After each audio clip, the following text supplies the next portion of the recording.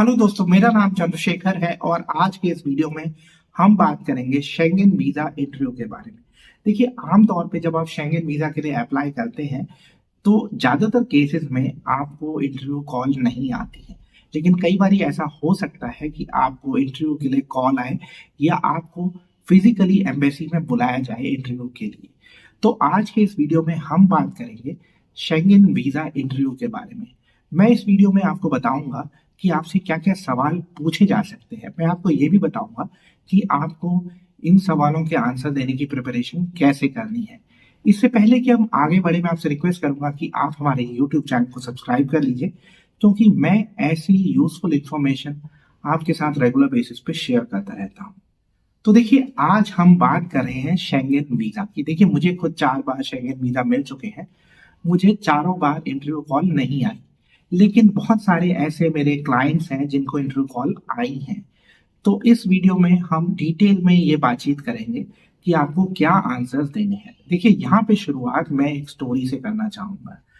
आज से 3 साल पहले की बात है। मेरी क्लाइंट है जिनको एक समर यूनिवर्सिटी से इनवाइट आया, और हुआ क्या कि उन्होंने पहली बार वीजा के लिए अप्लाई किया था। उनका पासपोर्ट फ्रेश था, लेकिन उनका प्रोफाइल बहुत अच्छा था। वो चंडीगढ़ में एक कॉलेज में पढ़ा रही हैं, अभी भी पढ़ाती हैं, और वो एक समर यूनिवर्सिटी के लिए शेंगेन कंट्री में जा रही थी। तो उनको फोन आया कि जी, आप कहाँ जा रही हैं, किसने आपको इस बारे में बताया। तो उन्होंने मेरा नाम लिया कि चंद्रशेखर ने मुझे इस अपॉर्चुनिटी के बारे में बताया, और फिर उनसे कहा कि अच्छा, आपकी एक दिन की होटल बुकिंग कम है तो आप ये करवा लीजिए। फिर उनसे ये भी पूछा गया कि चंद्रशेखर, क्या आप उनके नाम की स्पेलिंग बताएंगे। तो हुआ क्या कि शुरू में उन्होंने मेरे नाम की स्पेलिंग गलत बताई। मेरे नाम की स्पेलिंग होती है चंद्रा, CHANDRA, और सेकंड नेम है SHEKHER, तो उन्होंने HAR बताया। खैर, उनसे कहा गया कि आप एक दिन की होटल बुकिंग और जो नाम है वो सही ढंग से बताइए, लिख के भेज दीजिए। तो उन्होंने लिख के भेजा और उनको वीजा मिल गया। फ्रेश पासपोर्ट था। और ऐसे ही दूसरी स्टोरी मैं आपको बताऊंगा, यहाँ पे भी क्या चीज था। एक और इंडिविजुअल था जिनको समर यूनिवर्सिटी का इनवाइट था। अब उनसे पूछा गया कि आप कहाँ जा रहे हैं। उन्होंने क्या किया, जिस यूनिवर्सिटी में जा रहे हैं उसका नाम बताने के बजाय उस कंट्री की कैपिटल का नाम लिया। जी, मैं वहां पे जा रहा हूँ, जबकि वो जो समर यूनिवर्सिटी थी वो उस जगह पे नहीं हो रही थी, वो कैपिटल में नहीं हो रही थी, और उनका वीजा रिफ्यूज हो गया। तो ये जो स्टोरीज हैं ये बताती हैं कि इंटरव्यू कितना इम्पोर्टेंट होता है। अब देखिए, पहले केस में क्या हुआ, जिसने जैसे जो ये लेडी है जिनको वीजा अप्रूव हुआ, उनको पता था कि क्या क्या डिटेल चाहिए। अब सबसे पहले क्या जरूरी है कि जो भी डॉक्यूमेंट्स आप सबमिट करेंगे, आपको उनके बारे में पूरी जानकारी होनी चाहिए। चाहे आप एजेंट के थ्रू भी अप्लाई करें, एक बार आप उन सारे डॉक्यूमेंट्स को ध्यान से देख लें जो आपने यूज किया है। आइटिनरी क्या है ये देख लें कि आप कहाँ कहाँ जा रहे हैं, होटल्स के नाम क्या हैं, कितने दिन आप किस शहर में लगाएंगे। तो सबसे पहले जो भी आपने डॉक्यूमेंट्स सबमिट किए हैं उनको देख लीजिए। अगर कोई, जैसे सपोज करिए आपका बैंक स्टेटमेंट है, उसमें कोई बड़ा ट्रांजैक्शन है, तो हो सकता है आपसे फोन कॉल के दौरान पूछा जाए कि जी, ये जो ट्रांजैक्शन है ये कहाँ से हुआ है, आपका सोर्स ऑफ फंड क्या है। तो ये जो क्वेश्चंस होते हैं, मैं आमतौर पे आपको बताना चाहूंगा जो पूछे जाते हैं। इसके अलावा भी क्वेश्चंस पूछे जा सकते हैं। मैं आपको एक सलाह दूंगा कि हमेशा 100% ऑनेस्टी के साथ आंसर दीजिए, कुछ भी झूठ मत बोलिए, क्योंकि जो काउंसलर होते हैं या जो आपको इंटरव्यू कर रहे हैं वो एक्सपर्ट्स होते हैं। अब देखिए, सबसे पहले आपसे ये पूछा जाएगा कि आप क्या करते हैं, क्योंकि आपने डॉक्यूमेंट अपने प्रोफेशन या जो भी आप करते हैं उस बारे में सबमिट किए हैं। व्हाट इज योर प्रोफेशन, ये सवाल आपसे पूछा जा सकता है। या वेयर डू यू वर्क, ये पूछा जा सकता है। What is your monthly income. देखिए, आपने सैलरी स्लिप लगाई होगी, आपके अकाउंट में हर महीने एक पैटर्न होता है, जैसे 30 तारीख से 5 तारीख के बीच में कोई सैलरी आ रही है, 30 से 10 के बीच में। What is your monthly income और व्हाट आर द डिडक्शंस, ये पूछा जा सकता है। इसके अलावा ये पूछा जा सकता है, ये जो आपने आइटिनरी बनाई है ये आपने खुद बनाई है या एजेंट ने बनाई है। इसका भी आंसर आपको सही तरीके से देना है। और आपसे पूछेंगे कि आप फंड कैसे कर रहे हैं अपनी जर्नी को। आपसे पूछा जा सकता है कि क्या आपका कोई रिलेटिव है उस कंट्री में।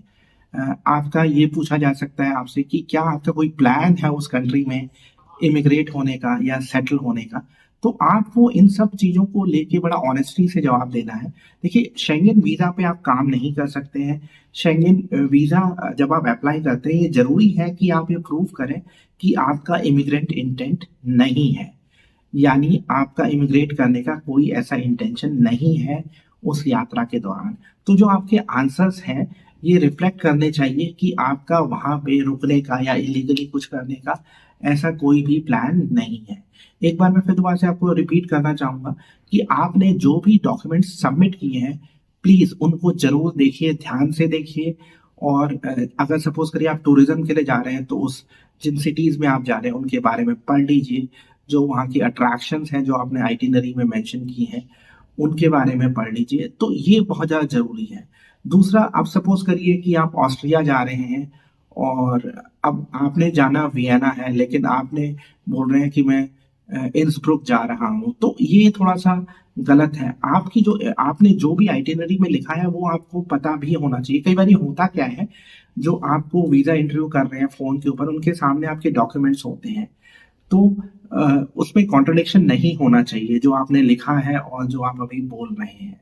इसलिए बहुत ज़्यादा जरूरी है कि आप अपने डॉक्यूमेंट्स को ध्यान से पढ़ें सबमिट करने से पहले। अगर आप एजेंट भी यूज करें, मैं फिर दोबारा से रिपीट कर रहा हूँ, तो भी आपको अपने डॉक्यूमेंट्स को देख लेना है।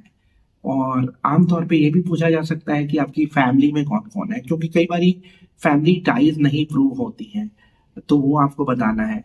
आपसे पूछा जा सकता है कि आपकी वाइफ क्या करती है, बच्चे कितने हैं, आप अकेले क्यों जा रहे हैं, या अगर आप हस्बैंड वाइफ जा रहे हैं तो आप हस्बैंड वाइफ जा रहे हैं, बच्चा कहाँ पे रहेगा।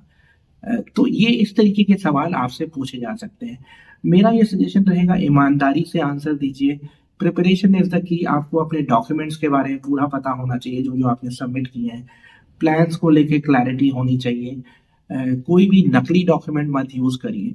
तो अगर आप इन सब बातों का ध्यान रखेंगे तो आपको शेंगेन वीजा मिलने के चांसेस बढ़ जाएंगे। अगर आपके कोई और सवाल है शेंगेन वीजा इंटरव्यू के बारे में, तो वो आप कमेंट में पूछ सकते हैं, आप व्हाट्सएप मैसेज करके पूछ सकते हैं।